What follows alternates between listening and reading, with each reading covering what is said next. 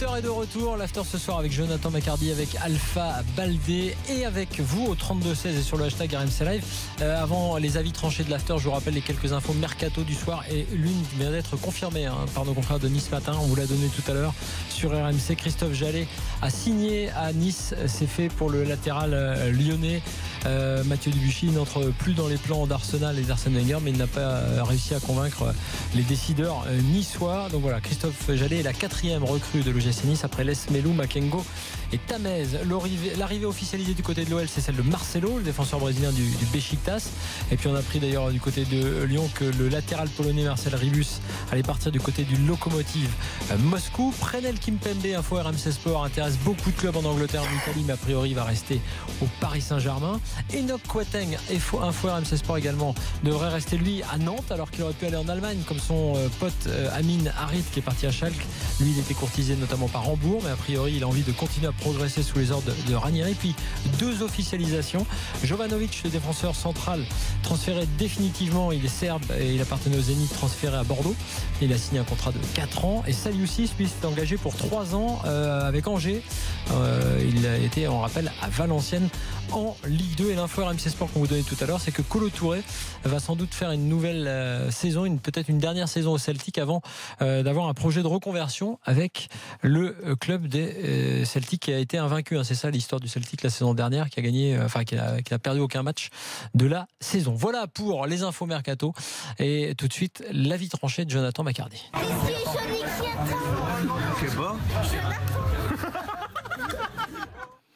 Allez, l'avis sur Hatem Ben Arfa. Ton avis, c'est qu'en gros, il faut qu'il vise moins haut, Hatem. Ouais, faut que Hatem, moi j'ai envie qu'il se fasse plaisir. J'ai envie, c'est une espèce de cri du cœur pour lui, parce qu'il me fait de la peine en fait. En fait, Hatem Ben Arfa, c'est un joueur qu'on aime tous. C'est un joueur qui a des capacités techniques qui le rendent spectaculaire et beau à avoir joué quand il est dedans. C'est un joueur qui est attachant, et même ses vidéos un petit peu ridicules au final, t'as envie de le prendre dans tes bras et de lui dire Hatem, faut arrêter, ça va aller, tout va bien se passer, mais faut arrêter de faire ça. En fait, son aventure au Paris Saint-Germain, elle illustre parfaitement une intuition douloureuse, qui était jusqu'alors une intuition, mais qui est devenue en fait maintenant une évidence. Le très haut niveau, c'est pas fait pour lui. C'est pas fait pour toi, Hatem, le très haut niveau. C'est pas ses qualités de joueur qui sont remises en cause, parce que ses qualités, sur une accélération, sur un coup de rein, sur 2-3 passements de jambes et sur 2-3 gestes techniques, il fait lever tout un stade. Ça, on l'a tous vu. Mais en fait, ces qualités techniques qui sont superlatives, elles ont besoin d'une liberté, de très peu de contraintes et de plein d'autres petites choses comme ça qui font que, en fait, le jeu d'Hatem Ben Arfa, basé sur de l'innocence, de l'insouciance, quasiment un jeu de cours d'école, ça va pas avec le très haut niveau. Moi, je vois parfois des joueurs argentins qui sont formés donc sur des potreros, sur des terrains de jeu en Argentine et qui jouent un peu à la baballe, qui sont très techniques, un peu comme Ben Arfa, mais ils ont un truc en plus, c'est qu'ils ont cette hargne, cette grinta qui font que ça, ils arrivent à le transposer au très haut niveau. Et malheureusement, je pense que la fragilité psychologique de plus en plus évidente d'Hatem Ben Arfa, c'est un fardeau qui va plus jamais lui permettre à son âge d'avoir la carrière que ses capacités et ses qualités auraient pu lui permettre d'avoir. On parlait quand même d'un joueur qui disait que à Newcastle, le Ballon d'Or, c'était encore un objectif. Non, ça c'est plus possible. Le constat en fait maintenant il est simple. À travers les vidéos, les déclarations de Ben Arfa sur les réseaux sociaux, ça va peut-être vous faire sourire, mais j'ai vraiment l'impression qu'il en souffre. Humainement, enfin vraiment, j'ai l'impression qu'il est pas bien dans sa peau. Ces vidéos, aussi maladroites soient-elles, elles sont sincères. Et limite, quand je les regarde, je vois en fait une sorte d'incompréhension infantile qui accompagne en fait chacune de ces déclarations. Alors pour son bien, moi j'aimerais que les gens qui le conseillent le raisonnent, arrêtent de faire n'importe quoi, comme son entourage a fait n'importe quoi au dernier mercato avec Séville.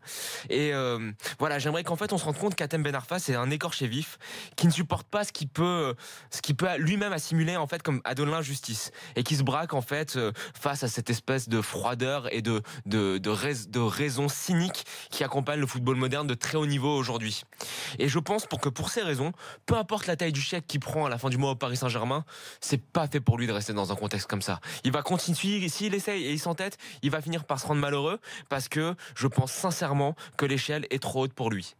Alors une dernière chose, juste après l'avoir fait un peu le père la morale, qu'est-ce qu'on aimerait moi, qu'est-ce que j'aimerais pour Ben Arfa, c'est que à lui dire Hatem, soit tu retournes dans un club familial comme à Nice où on te laissera vivre sans trop de pression, où on laissera tes capacités et ton talent s'exprimer dans un contexte sans enjeu, sans trop de lumière et de poids sur tes épaules, ou alors retourne dans un club à taille plus humaine où tu auras une vraie relation avec ta direction, où tu n'auras pas à demander le numéro du président à je ne sais qui sur le bord d'un terrain, ou alors, dernière solution, et c'est une vraie suggestion, moi j'aimerais bien que Ben Arfa il fasse le choix du football et qu'il aille dans des championnats peut-être qui nous semblent peut-être ici un peu exotiques, mais qui puent le football.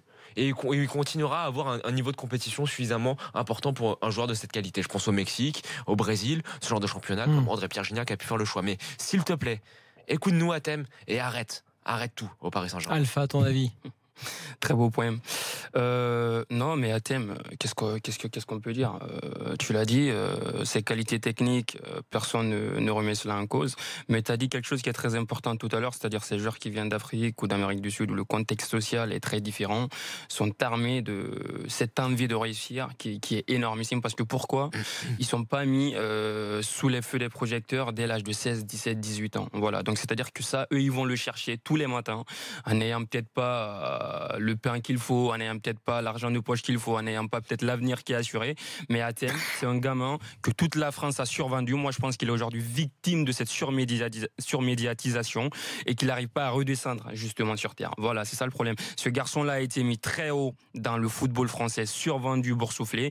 Et malheureusement, il n'est pas le seul. Les Kamel Meriem, qu'est-ce que ça en est devenu après quand on l'a comparé? C'est pas vraiment le même cas. Non, mais on pense que c'est vraiment une question de personnalité. Non, bah oui, mais que tu le veuilles ou non, quand la presse encense quelqu'un, t'amène à un niveau mais extraordinaire et qu'au final tu découvres que dans les grands clubs c'est pas la presse qui va te faire ta place, c'est toi, ton jeu, ton comportement. Gourcuff pareil quand il est parti au Milan, qu'est-ce que Maldini nous a pas dit dans une interview? C'est ça, quand la presse te met trop de pression sans le savoir et sans le faire exprès, forcément à un moment donné tu y crois, ton entourage y croit. C'est l'entourage du monde du footballeur, c'est comme ça. À la maison on te répète, à la maison on répète souvent aux joueurs, la maman, le frère, les cousins, t'es le meilleur, la presse en parle, t'es en a parlé. Au final, tu y crois. Et quand tu vas dans les grands clubs, dans les grands vestiaires, comme Athènes est venu au PSG, tu vois des grands joueurs qui sont là et t'es obligé de t'imposer. Et il n'a pas réussi ça. On va juste regarder les jeunes de sa génération.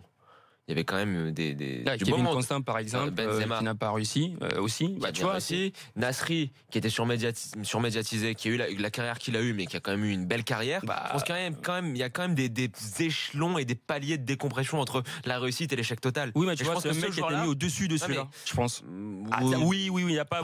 Athènes était mis au-dessus de ce lot-là. Tu sais, Nasri, par exemple, je pense qu'il a dû avoir de la pression de malade. Depuis l'histoire du documentaire La Clairefontaine, qui en avait fait une star, jusqu'à la fameuse génération. Moi, j'étais en Guinée en ce moment, je te dis, Flo, j'étais en Guinée en ce moment.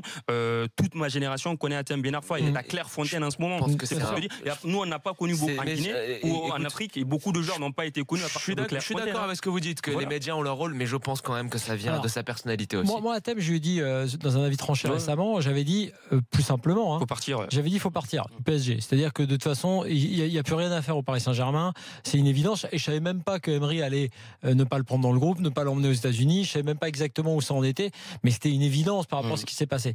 Après, sur l'histoire du plus haut niveau, c'est plutôt effectivement sur la gestion de carrière, en dehors du côté psychologique où tu as peut-être raison, et où moi aussi j'aime beaucoup ce joueur, j'aime bien ce qu'il est, ce qu'il représente. J'aime bien par exemple l'idée que quand il était à Nice, il a attendu 6 mois avant de venir, qu'il a fait après une saison énorme, et qu'il était à l'Urban Foot à Gennevilliers tous les 2 jours à s'entretenir. Mais bon, c'est un footeux, quoi. C'est un gars qui respire ça. Après, je pense que la gestion de carrière est catastrophique, parce que le fait même d'aller au PSG, c'était écrit d'avance, c'est-à-dire qu'il y ait en plus ces problèmes de je joue pas. Mais même s'il avait plus joué, il ne se serait pas imposé au Paris Saint-Germain. Je peux juste te couper là-dessus. Tu sais, vous savez comment il arrive au PSG. Il fait une bonne saison à Nice, il vient au PSG. Non. En fait, Michel Oisine est contacté par le FC Séville. Sampaoli appelle Ben Arfa et lui dit OK. Il lui dit écoute, je te veux, je vais te donner de l'importance dans ce système-là et tout. Oisine se met d'accord avec la direction de Séville sur le salaire, sur tout. Tout est OK. Il y a ces billets d'avion qui sont réservés.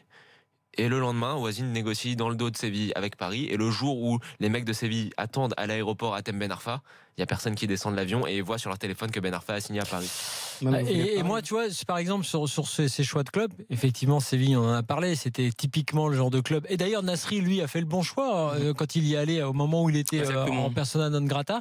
C'est typiquement ce genre de club. Il a réussi à d'être persona non grata, c'est aussi le genre de club, c'est un entraîneur qui te dit ce que Ben Arfa d'ailleurs attend qu'on lui dise, c'est-à-dire on va faire le jeu et construire l'équipe autour de toi. Alors qu'au PSG, personne ne lui a jamais dit on va construire le jeu autour d'Atem Ben Arfa. Donc à partir du moment où c'était ça, je pense que le choix de carrière si tard d'aller dans un aussi grand club entre guillemets que le PSG, c'était à l'époque du PSG avant les Qataris.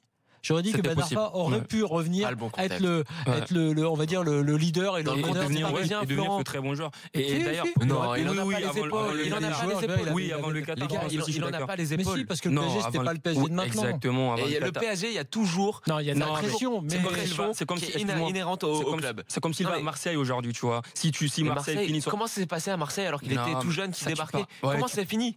Ça s'est fini à aller qui remplace le bureau de Jean-Claude Dacier et qui lui dit ce qu'il veut se battre. Alfred et Karim. Ce qui m'étonne juste, pour revenir sur tes propos, c'est que le mec, il fait quand même 5 années en Angleterre où il fait beaucoup de bas que de haut.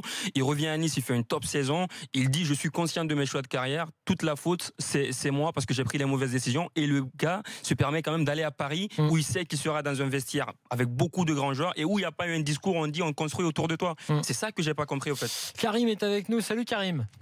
Oui, bonsoir messieurs, bonsoir l'équipe. Tu es supporter du PSG. Quel serait ton message à Ben Arfa en fait, parce qu'on lui donne tous des conseils. J'aimerais faire un petit coup de gueule là, parce que j'ai un peu entre guillemets agressé votre standardiste là qui est top, Adrien. Voilà, parce que je me suis pris à Radio Marseillaise Corporation. Parce que j'en ai bouffé du Marseille là et ça voilà. Bon, je sais que ouais voilà. Non mais sache que quand on parle du PSG, ce qu'on fait maintenant, eh ben tout le monde pense qu'on est fan du PSG. Et puis là tu vois, tu viens de nous dire qu'on est fan de Marseille, donc ça me va très bien. Il y a pas que le PSG, pas que l'OM.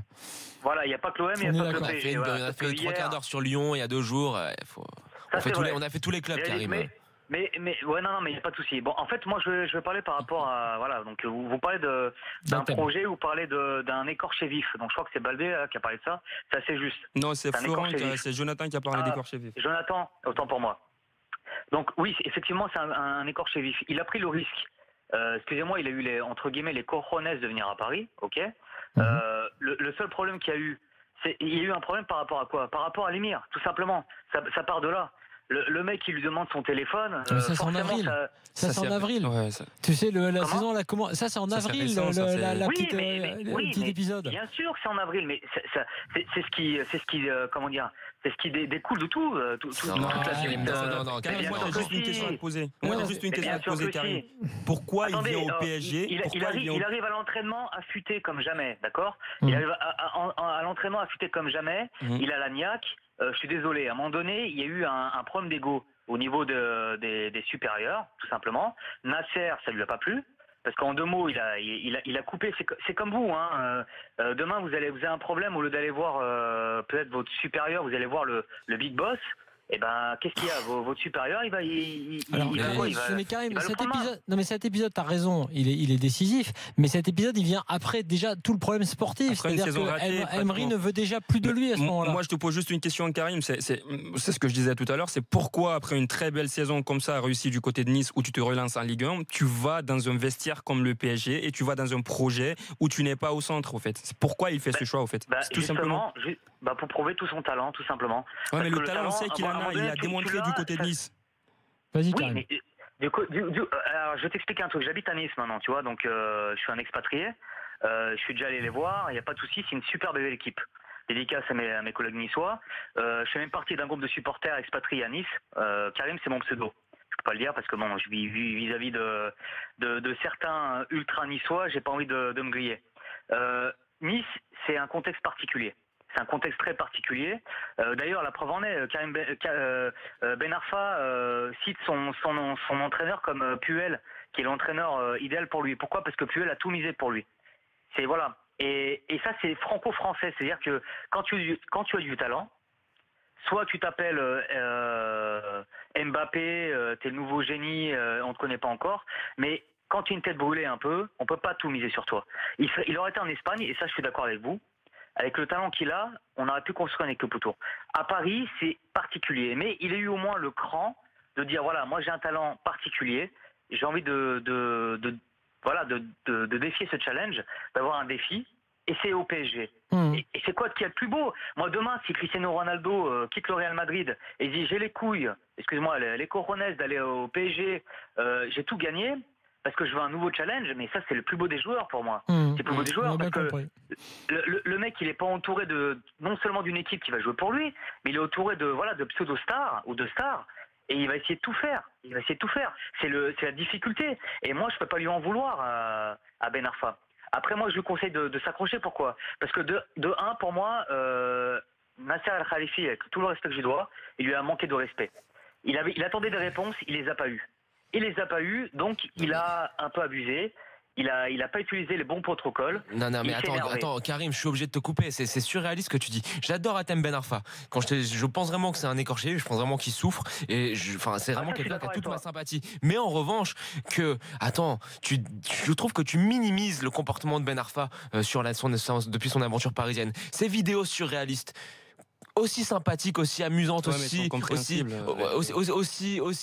pathétique soit-elle, c'est un manque de respect à l'institution. C'est un manque de respect au club. C'est-à-dire que tu prends la parole par un canal autre que le canal du club. Attends, que tu court-circuites le canal de communication officiel du club, déjà, pour moi, c'est très très mal. Et ensuite, le deuxième point, de dire que Nasser lui manque de respect. Non. Arrêtez. C'est un employé. Ton employeur, il te répond ou s'il n'a pas envie de t'en répondre. Sur le terrain, plutôt, moi, je reste à ça. C'est-à-dire que par moment, il a montré une forme de morgue, c'est-à-dire du style je comprends pas pourquoi je suis pas titulaire. Exactement. Après je suis sur le terrain, je fais pas non plus toujours tous les efforts. Après il y a quelques matchs qui sont réussis mais pas tous. Et quelque part plein de coachs lui auraient dit mais attends, mais tout ça c'est pas suffisant. Ouais, mais c'est insuffisant. Et quand il joue, il donne pas tout le temps satisfaction. Et quand il est à l'échauffement, t'as l'impression d'avoir un mec qui est déprimé, qui veut rien faire du tout. Et c'est surtout ça. Ces vidéos, on peut les comprendre. Il cherche des explications. Même le fait de partir vers Nasser, même le fait de partir vers Nasser, je veux juste dire, en tant qu'employé d'un club, moi je suis d'accord qu'il cherche des explications. Moi, avec ton coach, tu court-circuites pas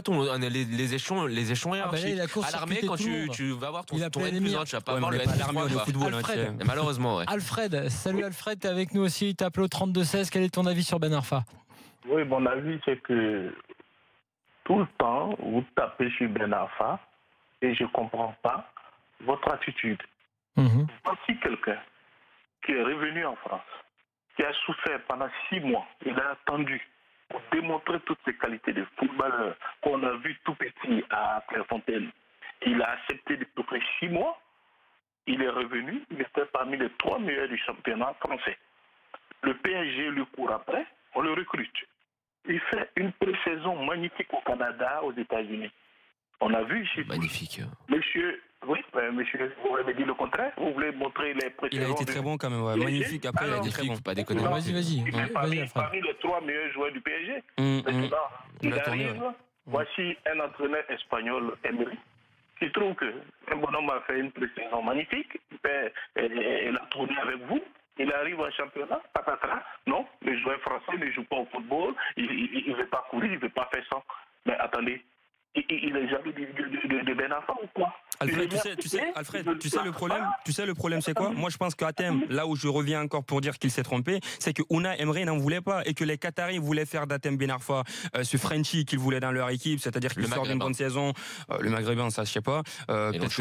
T'es dans les tuyaux, moi je pense pas. Mais en tout cas un Frenchie, quelqu'un français qui a réussi dans la région, qui aime bien Paris, qui voilà cette image autour de lui, cette communication. Mais je pense pas que Unai Emery lui-même en voulait. Ce qui fait qu'au final, quand il vient, Unai Emery ne le calcule pas. Sinon je suis d'accord que tu peux donner un mec aussi technique que Hatem qui a du ballon, qui peut faire quelque chose, tu aurais pu lui donner plus de temps de jeu. Et tu sais comment son mental est et comment il est Hatem facilement. Et qu'au fil de la saison, forcément, il va déprimer. En début de saison, il a joué en début de saison en championnat.